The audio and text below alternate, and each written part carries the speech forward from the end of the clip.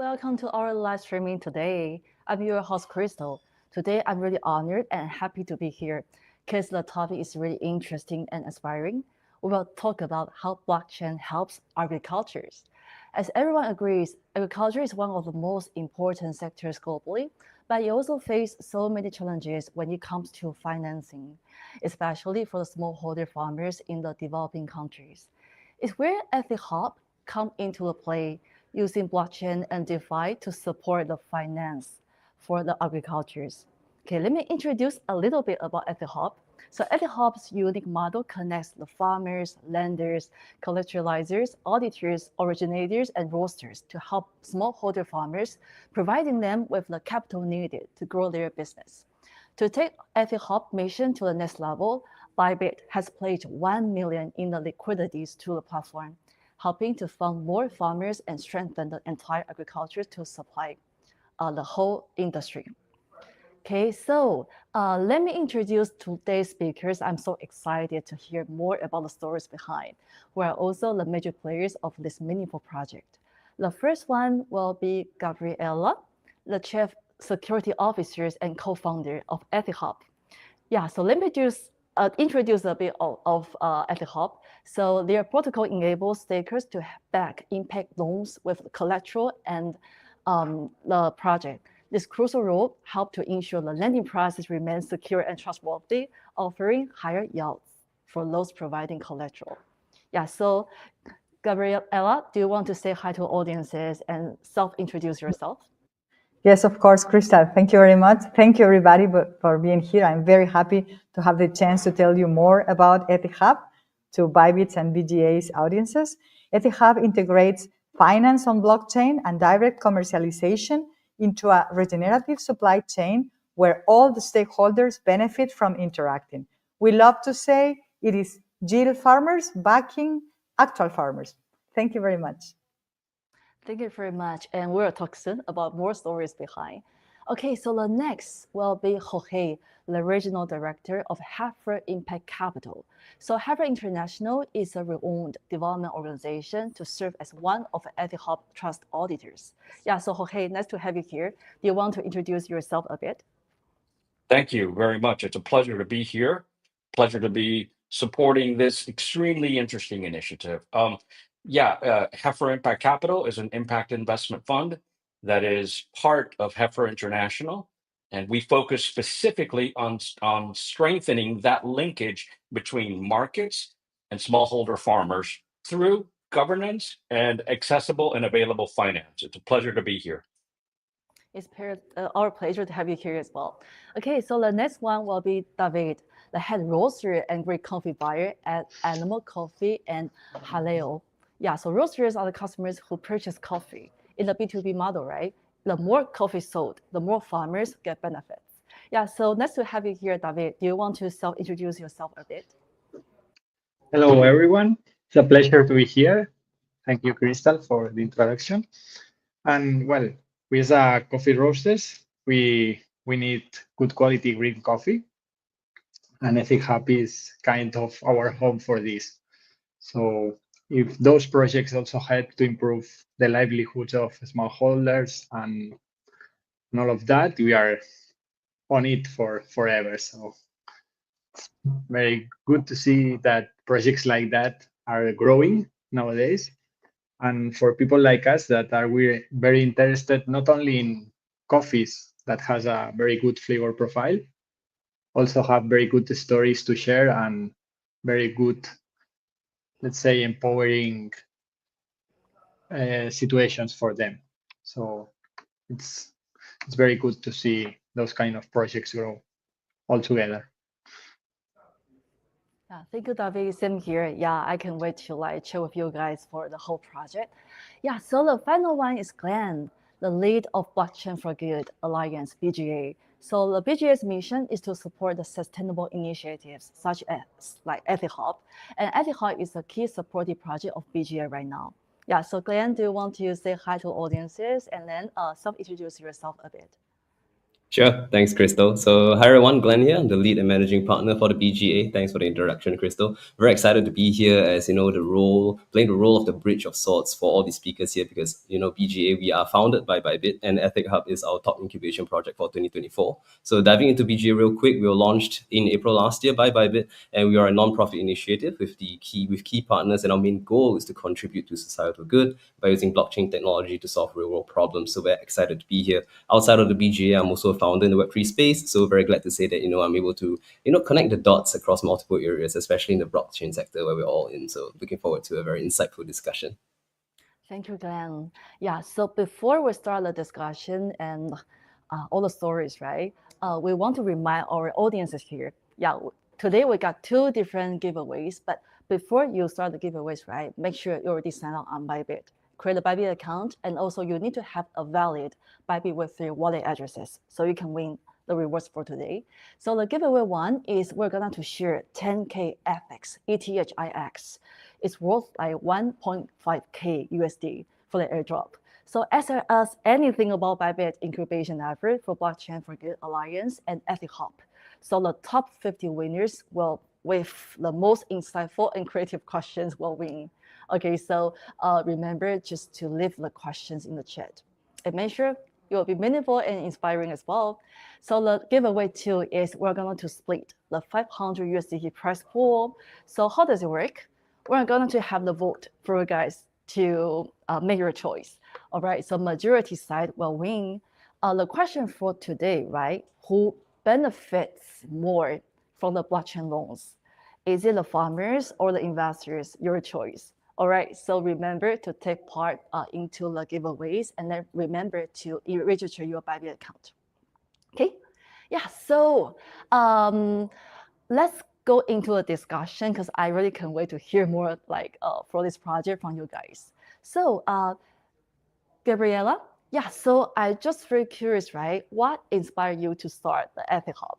Yeah, was there like the moment you sparkle with the ideas, and what was the story behind? Well, it was inspired by nature and people. Coffee is king of agroforestry, and it is the green belt around the world where it grows, where there's most biodiversity, where life is thriving. And unfortunately, it is produced, 80% of all the coffee in the world is produced by poor people taking care of this environment. So we thought that by finding a solution to such a big problem, we can generate a lot of positive impact, like working in something beautiful that is profitable and proving that that solving problems is a good business. So it's like an inspiration, I think, that bring a lot of people to support us, and also the team that we have behind this. And I think the key moment came when one of our founders got in contact with blockchain technology. Like, this is a way to move money across the world and make it arrive where it is most needed to produce the most impact. Agree. I see. Yeah. So it's inspiration from nature, from people, right? So how do you make sure like farmers really benefit from this project, not just the people or other stakeholders in the supply chain? Mm-hmm. Because it's an incentive loop designed to generate share value, where the farmers are no longer the weakest link in this supply chain that we propose, where every people benefits from doing their part, because it is how it is designed to provide incentives through blockchain. So without the high quality coffee of the farmers, all this supply chain liquidity wouldn't be possible. They are like the spark of this value, but it has to be supported by the financing of the lenders, by the collateral of the risk manager reducing, by the roasters like Animal and Jaleo. So it's a very thriving ecosystem that benefits from doing the best for all of the participants in it, including, of course, the main ones that are the smallholder farmers. Understand. Yeah, so which means that all the stakeholders in the whole process, right, they are connected by blockchains and other incentives you mean here. Okay. Yeah, so can you walk us through, because I'm sort of curious, I know the concept, I know the vision, right? But as a product or as a process, can you walk us through what happened when someone funds the project on your platform, like the user journey? Yes, very happy. It's very easy. we are democratized access to impact investing. Anyone practically can become an impact lender or a staker by accessing the platform, decided what cooperative they want to back with their collateral, with their staking, and it's a very simple process. If you want to invest money, you participate into a pool with stable coins, dollars, crypto dollars, let's say. So you provide funding to a pool where the cooperatives can dispose the money from credit lines that are programmed for every one of them, that are due diligence and approved before. So with this money, they can pre-buy the coffee of the smallholder farmers or provide it as a prepayment of the coffee, so they have working capital to take care of their crops. And when they pay back, or when the coffee is sold, this money goes back to the platform, and all the lenders can take back their investment. Participants, it's just retail and institutional investors. They decide the amount of money they want to lend, they want to invest, and they decide if it's going to be for 6, 12, or 24 months. So this is how it works on both sides. I see. And I think it's really easy for like the people for me to understand how to fund.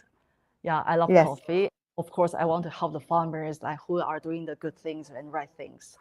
I see. We love to say it is proof of work, because all the money you're investing is converted into high quality coffee that you can enjoy. That's very important. Yeah, understand. Yeah, so the final questions for you, right? Such a beautiful project, and I'm very touched right now because I'm a coffee drinker. I always want to help the farmers as well. And what are you the most proud of so far from this project?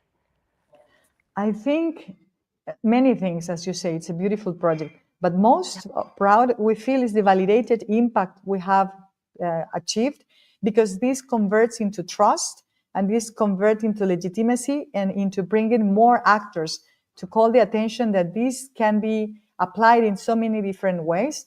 So I'm very proud also of the support of all the community that has been joining to generate more impact together with us. Got this.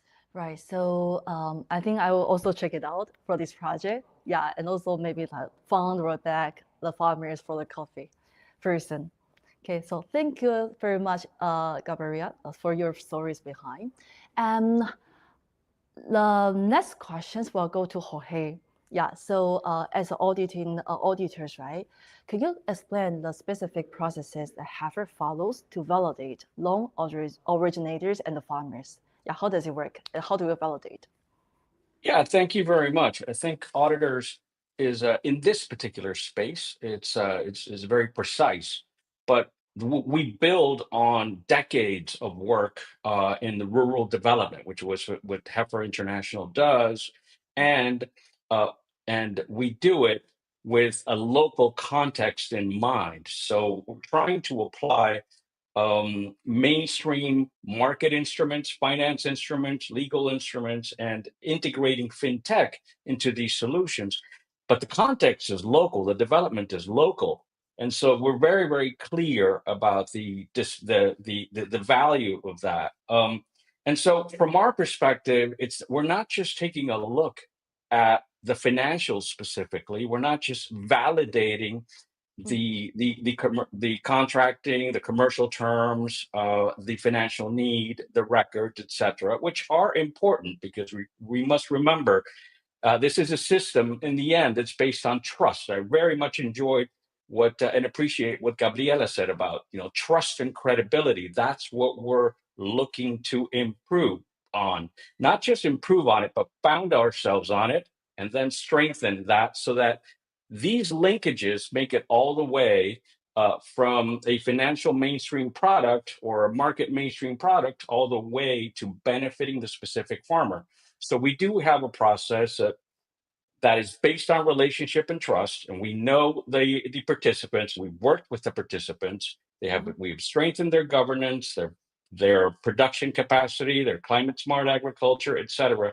And we have several different steps. And then we ensure that their coffee contracts are in place and are fair. And then on top of that, we ensure that they are capable of taking this on, and that is critical. making sure that they are capable of taking this obligation on and that it's understood. So there's quite a few different elements, all of them building on relationship, trust, and credibility all along the value chain that allow us to then serve this role, to be able to facilitate this really unique form of financial leverage. I see. Yeah, I love the way you're like describing this process, right? Trust and credibility. I think that's the key for any blockchain project as well. Yeah, so that we can validate the value, validate all the transparency in the industry. Yeah, so I also curious, like, why did you or Harvard choose to partner with EthicHub with this capacity? Yeah, that was, I can honestly say that was one of the easiest decisions of my life.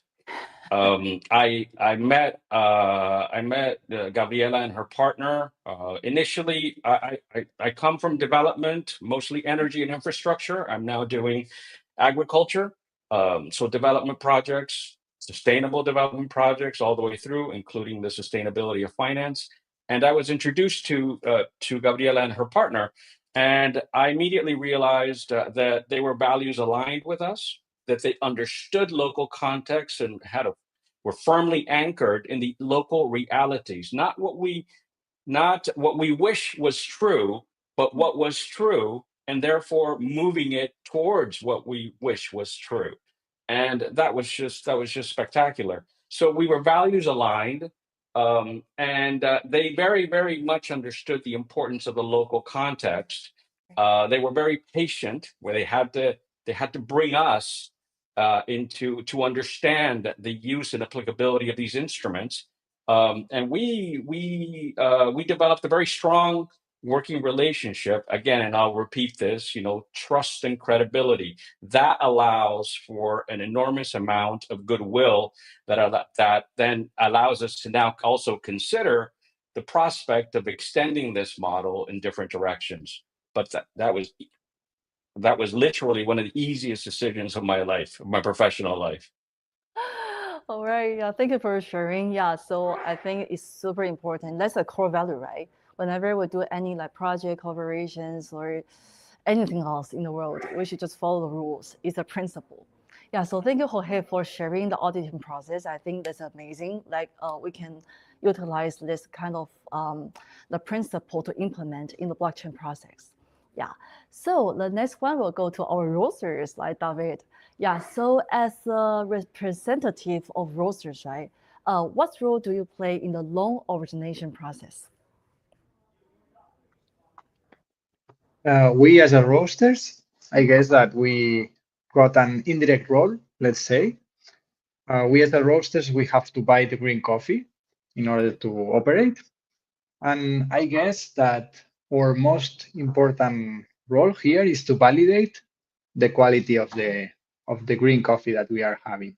If EthicHub is saying that all these smallholders are working in order to produce a good quality coffee and all this stuff, all will close together if this coffee really has its quality. If we roast the coffee and we sell it, there's a value in that. And indirect, for example, in our case, we work a lot with Cosechando Riqueza. That is one of the cooperatives that work with EthicHub. So we have been working, I guess, around 5 years with the coffees from Cosechando Riqueza. And we have seen for 4 years that the quality of the coffee is improving. So this system is working for everyone. At least we are growing and they are growing. So in this special case, or this specific case of Cosechando Riqueza, seems that this model is working very good, at least for what is for the green quality itself of the coffee. So seems like a very good example of like it's working in this system. So it's difficult to see this working usually in the specialty coffee world because there's a lot of different kind of producers. You have like very big companies that are producing very good quality green coffee. But in a lot of cases, those big companies or big farmers are buying coffee from smallholders and are selling the coffee as their own. And it's just empowering the one who is selling the coffee. So it's like a motto in the specialty coffee world that seems like all the coffees are empowering from that, but you have to see it with your real eyes. Right. And in this case, we see it with, for example, the coffees from Cosechando Riqueza. So here we are roasting delicious coffee from Mexico. I see. So it's actually the reason why you support this model, right? Because you are the coffee roasting expert. So your profession or your like ideology is to choose the best coffee in the world. So that's the reason why you want to support in the whole like ecosystem or also this project. Yes, Okay. in our, well, as a coffee roaster, you can have different vision. Mm. For example, you can say I want to roast the best coffee of the world, or I want to roast a coffee that has a very meaningful impact when I roast that coffee. So in the case of EthicHub, I guess that there is a very good balance between quality and all these, let's say, histories behind the coffees, where the coffees come from, what kind of impact does the buying of this coffee has, and all of that. So it's like a mix of everything together that makes sense for us. Obviously, each coffee roasters can have its kind of balance, Mm-hmm. but if you are a coffee roaster or you are buying your roasted coffee from a coffee roaster, if you think that they can be interested in something that can have an ethical impact, let's talk about EthicHub because everything makes sense with them. Yeah, thank you for sharing because I'm a coffee lover as well. So hope one day I can just fly to different places, different cities, different countries to try the green coffee. Yeah, it will be a very nice experiences and also pay the respect to people to do the hard working and nature. Okay, yeah, so thank you for the discussion. And next, I want to discuss something with Ben for the BGA, right? So what stood out about EthicHub when you first met the team? What stood out about EthicHub when I first met the team? Well, at the Blockchain for Good Alliance at BGA, I first met EthicHub professionally, of course, via the BGA incubation program. So in our program, we constantly evaluate whether a project uses blockchain properly or not, and whether it uses it meaningfully. And we have a very deep and rigorous evaluation process, a board of advisors that provide their inputs to the process, to the projects that we receive. So EthicHub immediately stood out, doing precisely that. Farmers, which are a major real world community and also a very vital one for the entire global ecosystem, and of course a tangible supply chain solution that they provided and the financing that they provide transformed through blockchain technology meaningfully. So what they do really checks everything both on and off paper. On paper, simply put, their project, like what was just said earlier, made perfect sense. They bridge a real world gap with a problem that the farmers that they serve face, along with a very solid business model that has the potential to scale globally. So that depth of real world impact that EthicHub has, from credit inclusion to trust layers in the rural economies that they support, is what we at BGA literally define in our alliance's name, Blockchain for Good. And the use of the blockchain by EthicHub make absolute sense. So, in that vast number of projects that we receive on a daily basis, they truly stood out. And of course, off paper, I also met them in real life a couple of times, both in Bangkok last year. And they're an amazing and passionate team. You can really see that passion and the fire in their eyes, and that they were doing something they truly, deeply believed in, all the way down from our conversations, all the way to that coffee that I've tasted, that I've received from EthicHub. Truly next level stuff. Yeah, I feel you right. Even I just like heard about the story of this project like recently. I already feel okay. I need to like do something for the coffee farmers or roasters or something. Yeah, in the industry. Right. Yeah. So I also want to elaborate with you, right? What kind of the support delay? I mean, the project get from the program. Yeah, can you give us some examples to the audiences and me as well? Yeah, sure.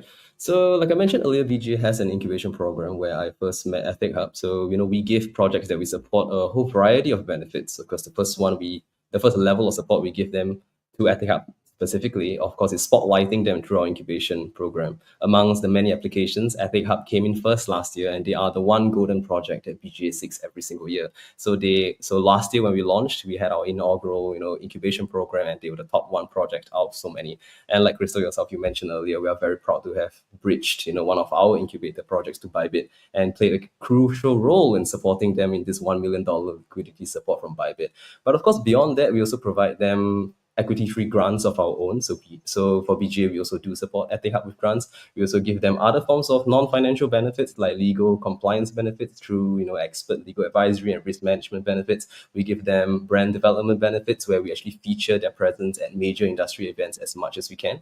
Because at BGA, we are already so active in the scene, and with our network of people in our entire ecosystem, we regularly receive invites to very high-profile events that showcase blockchain for good. So in these projects where we go, we will of course tend to bring EthicHub as our flagship incubation project along. So all this cumulatively adds up to giving them a very strong marketing exposure through the Blockchain for Good Alliance. And of course, outside of just marketing, funding, we do give them access to all our high impact partnerships and the networks that we have as well. So just a little bit more of support that we give them. The EthicHub project was also selected as one of our Web3 Oscar winners last year. The Web3 Oscar basically is BGA's annual conference and annual gala that we do at the end of every year to really celebrate the most meaningful blockchain projects. And EthicHub received a keynote session in our event last year, as well as won the overall pitching competition as well. So, our goal to EthicHub is very simple. We want to amplify their impact, not just with funds, but with that credibility and that ecosystem that they need to scale globally. I see. So I guess that's why it's really important to back or fund this kind of like a good project from now, right? Because we want to give stage, give the fund, not only the fund, but support from different kind of resources. Yeah. Exactly. Okay. So, yeah. So sorry, you're first. No, go on.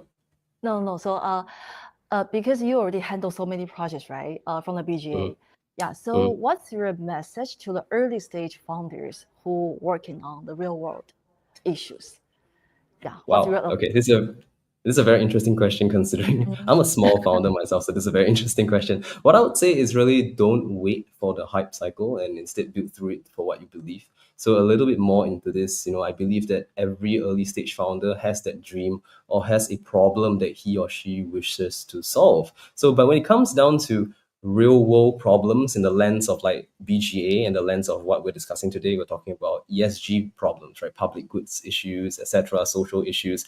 And my message that I also mandate for the BGA and my team this year and for the founders and projects that we are supporting is don't fear building what you believe in the blockchain sector, just because in the industry today, there may be this stereotype that projects that build for public good aren't as profitable as it may seem, or they're not sexy enough, not scalable enough. All this is not true. I believe that the impact sector isn't just noble, it's scalable and it's the future. So, to early stage founders, if you can solve a problem and prove that your solution works, there really is a global ecosystem waiting to back you. And this is the right time more than ever that, the whole world is starting to recognize that building for good matters for future generations and not just ourselves. So, at Blockchain for Good Alliance, we don't just cheer from the sidelines. We're here to walk alongside projects, provide all the resources that we can to amplify the support that we can give with everything that we can have and the network that we have built. Because building for good is a collaborative effort across multiple levels.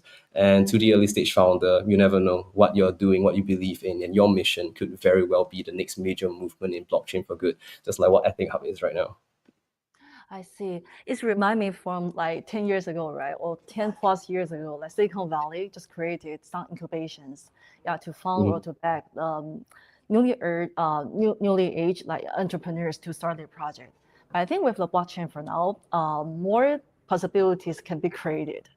Yeah, even more, even easier to cross some of the boundaries, the resources, and reach more people. Yeah, so good to hear like a BGA, there's so many things to support all the projects and looking forward, to more project coming in. Yeah.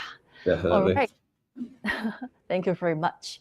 All right. So we will have the Q&A, like pick from our audiences. But before I pick the questions to our speakers, let me remind you again, we'll have like two different giveaways, two different giveaways for today. The first one is we're gonna to share 10K ethics, ETHIX, okay, for airdrop. So as a like anything about Bybit, right? So I think I'm going to pick some question from the chat so far. So, but still, if you have any inspiring or insightful question you want to know about Bybit incubation, BGA, and also all these projects, feel free. And also like collect some of the feedback from you as well.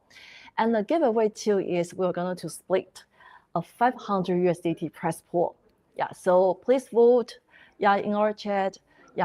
Who do you think will benefit more from blockchain loans? Is it the farmers? They got funding, they might get anywhere.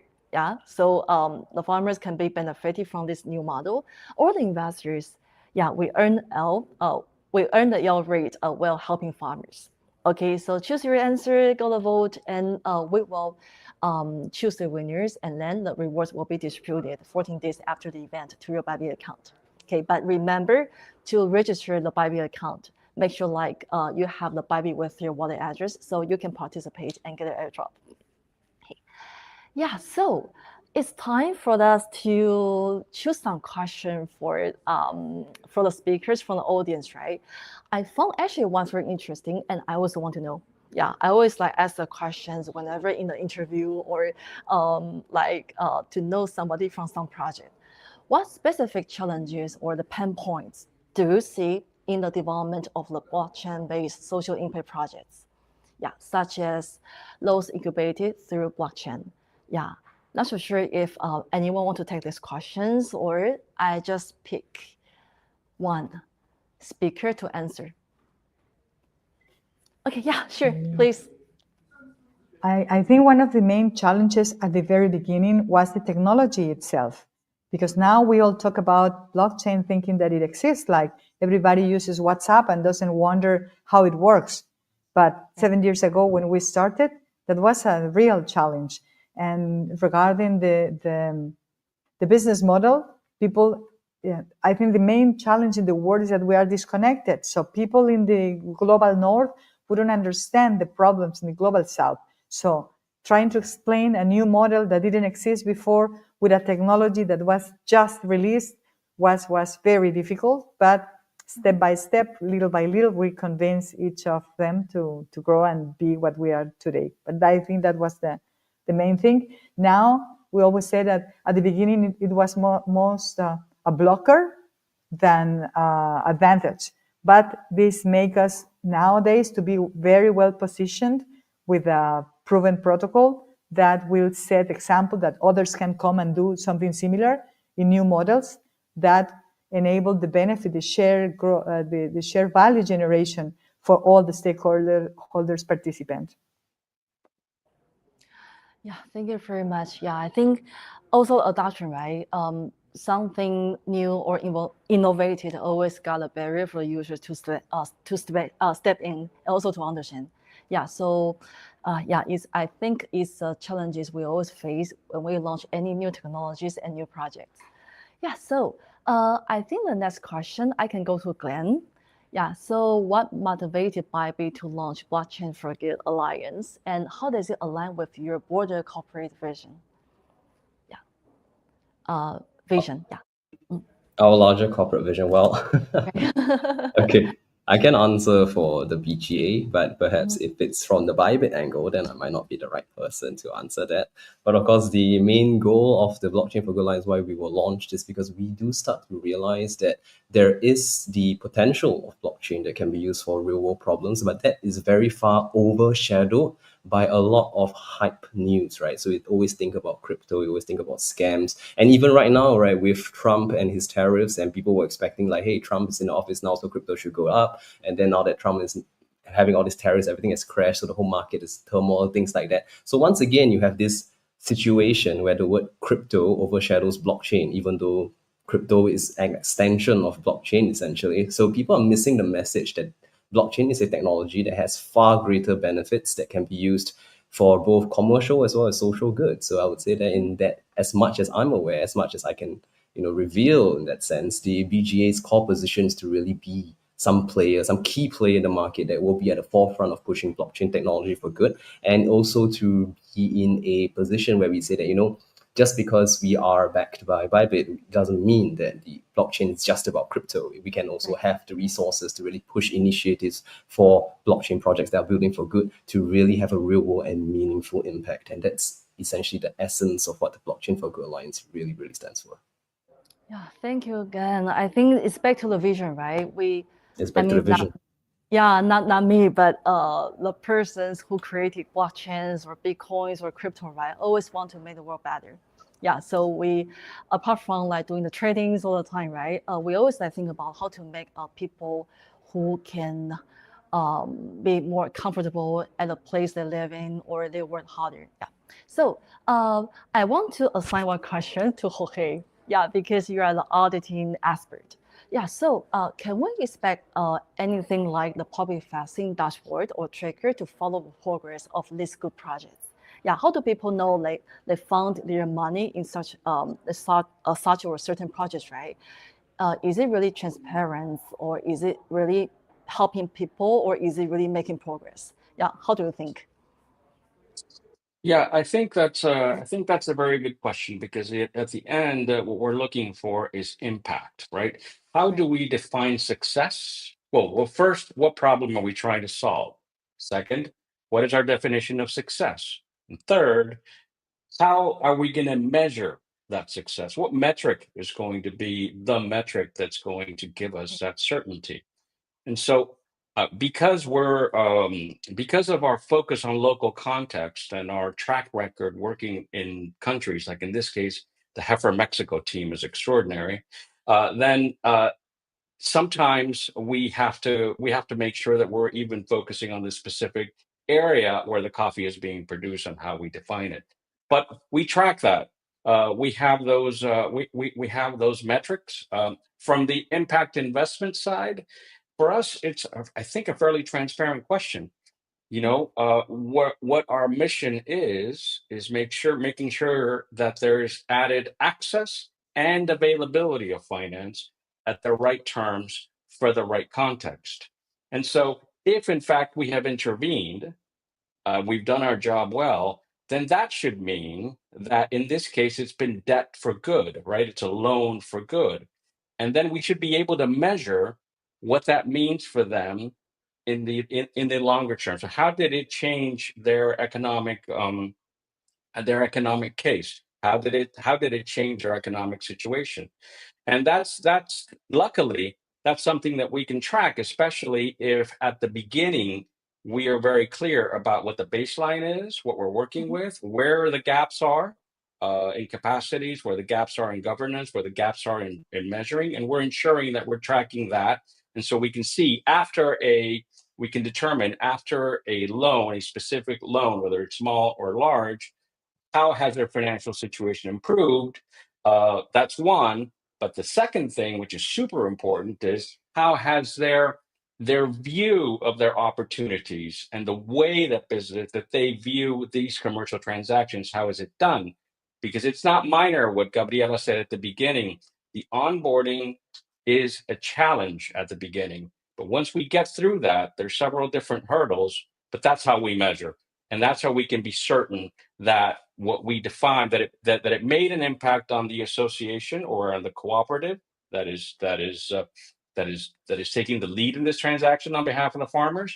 And then we can even track a little bit further into some of the individual members of the cooperative.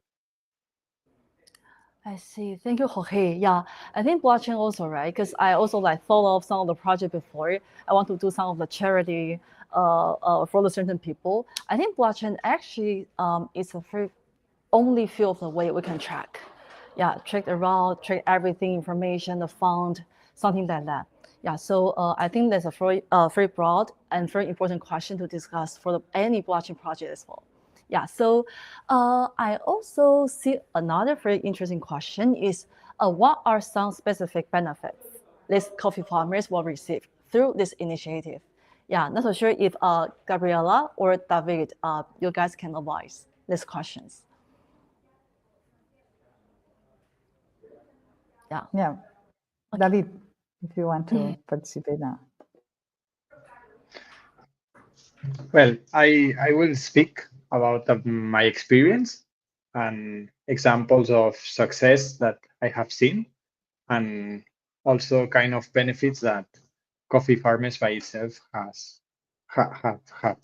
So, for example, in well, 2 years ago, I went to Tapachula in order to meet the guys from the cooperative and see exactly how they work the coffee and all this stuff and learn a lot. And it's really beautiful to see that in another part of the world there is people with, let's say, the kind of same motivation and energy for a topic. In this case, for example, specialty coffee or coffees with an intrinsic higher quality to it. And it's beautiful to see that those people can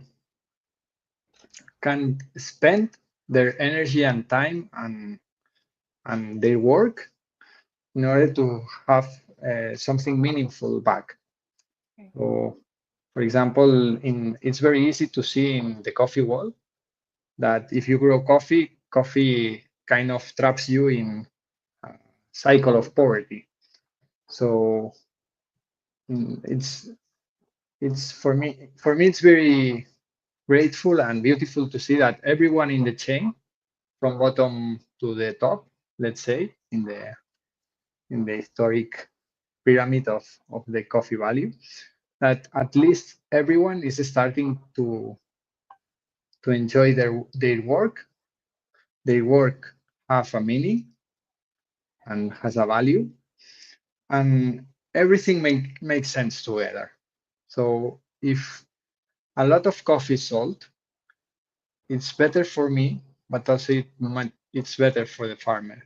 If this coffee is improving the quality and there is this positive feedback back, we can learn together what happened in the process and what produced this upgrade in the value. So it's all the time you are getting feedback and you are growing yourself, and like you are learning a lot from this ecosystem itself. So it's in my case, I think that this is very beautiful to see that everyone is working together in this direction. So it's not just the I'd like value to. of sorry, Gabriela. It's No, no, not no, just so it's okay. it's not just the monetary value of the green quality, but it's like the security that everyone that is working here can not only enjoy the work that they are doing, but feel safe in that work, that feels sustainable and makes sense in the long term.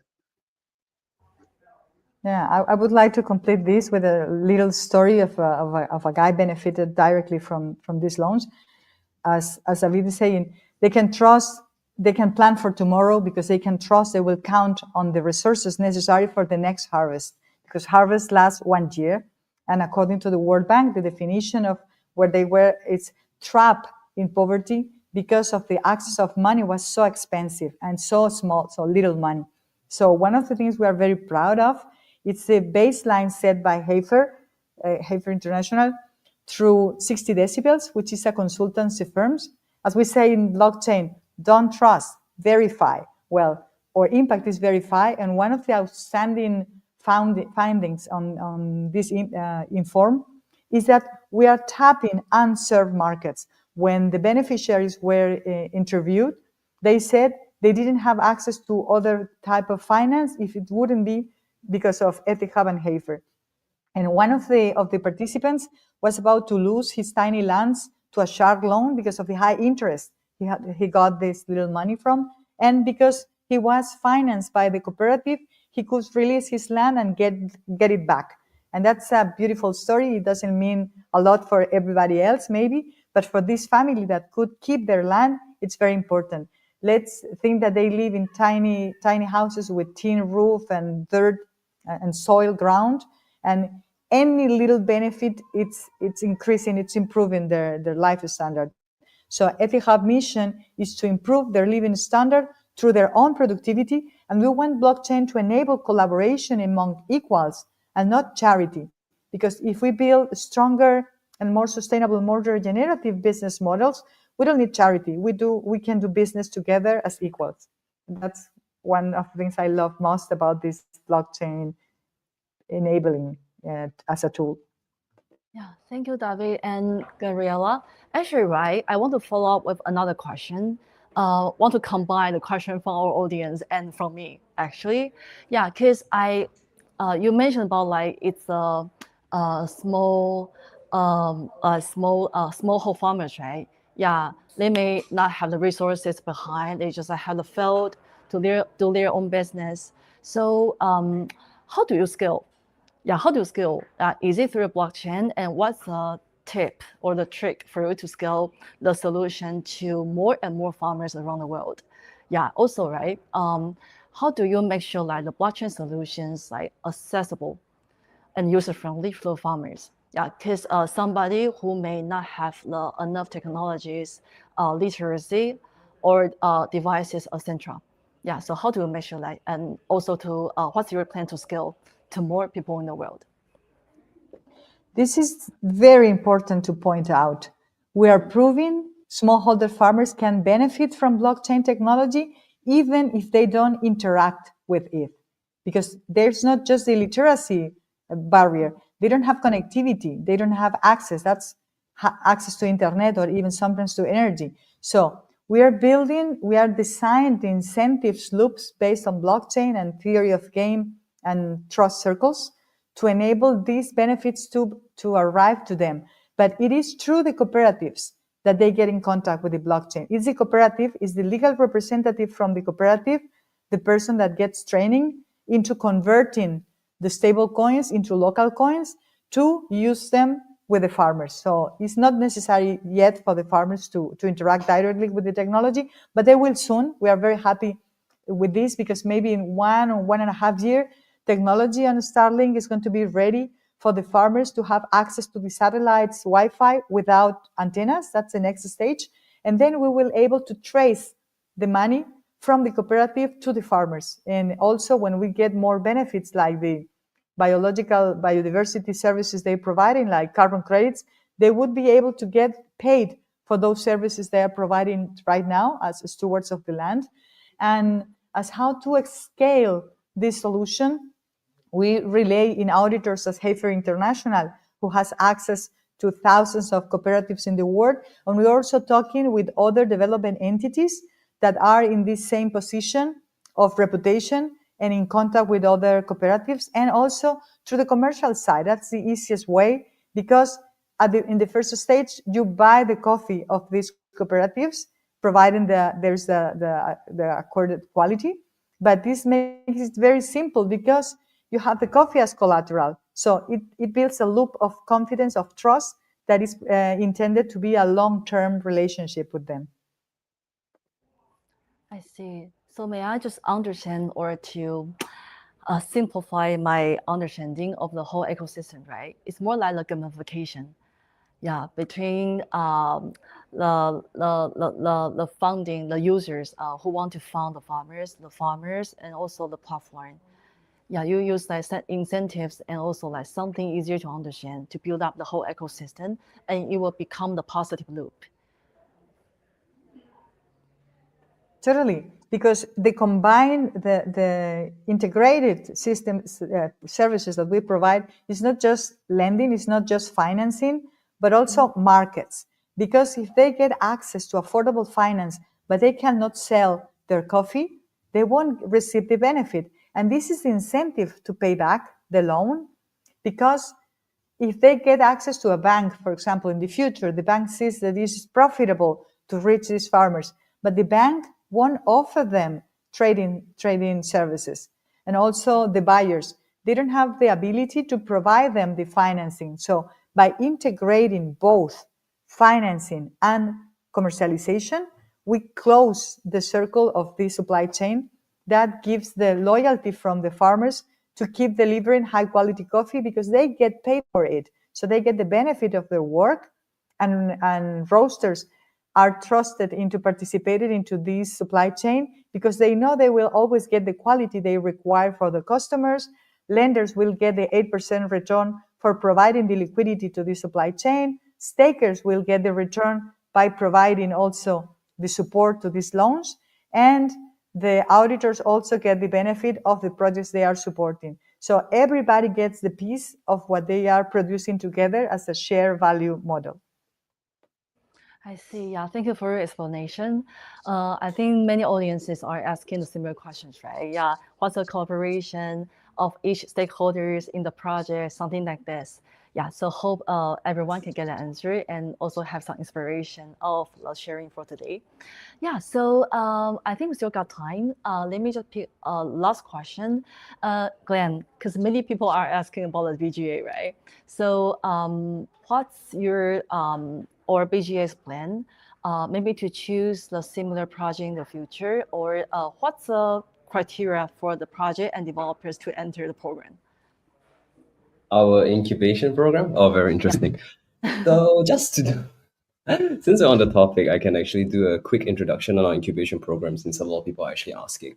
So we have recently relaunched the incubation program last year when EthicHub joined. It was part of the original incubation program. So of course, once again, EthicHub, amazing job getting the top incubated project. This year, we want to provide even more streamlined support to projects that apply for this year. So we have restructured the BGA incubation program. It is now in 2 separate cohorts. We call it a spring cohort as well as an autumn cohort. The spring cohort has actually just went live, and we were actually closing the applications period and starting our review.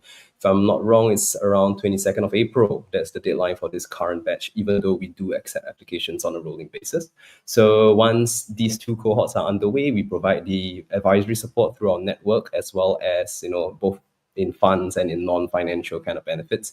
And essentially, the major benefit of all these projects is that all the incubated projects will actually have a place in our global Web3 Oscar this year.